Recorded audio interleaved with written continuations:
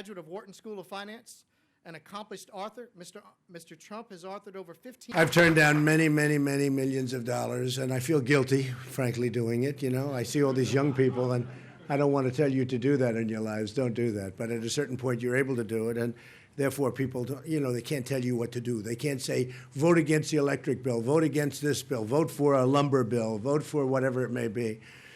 But when you look at guys like Ted Cruz, he's taken so much money from so many different people. I mean, he's totally controlled 100% by different industries, like Big League. Bush, the same thing. Rubio, the same thing. That's where they get their money. And they will be totally controlled, and there's not a damn thing you're going to be able to do about it, and you'll never understand it. You'll never know it. But I understand it, I guess, better than anybody. I've never met people like politicians. They are the most dishonest people I've ever met. And no, really. I mean, really. And I think, I mean, Jeb is just Jeb. But this guy, Ted Cruz, is the most dishonest guy I think I've ever met in politics. So you really have to understand, we have to get the word out, because what they do is they lie, and then they apologize, like he did to Carson.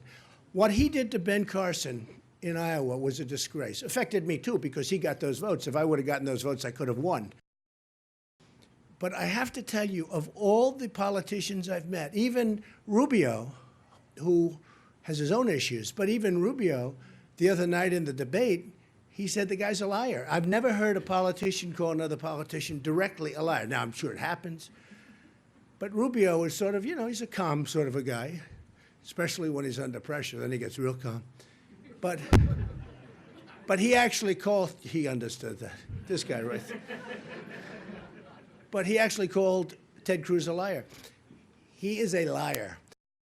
And you saw it the other night during the debate. I did well in the debate. A lot of people said I won that debate. But when I walked in, it was like my wife was clapping, my kids were clapping. But the whole room was made up of special interests and donors, which is a disgrace from the RNC. The RNC better get its act together. Because, you know, I signed a pledge, but the pledge isn't being honored by them. I signed a pledge. The pledge isn't being honored by the RNC, because those tickets were all special interest people. But the RNC does a terrible job, a terrible job. And just remember what I said. Remember in this room. I signed a pledge, but it's a double-edged pledge. And as far as I'm concerned, they're in default of their pledge. Great honor. Please sit down. We'll have a little fun. It's going to be an interesting 4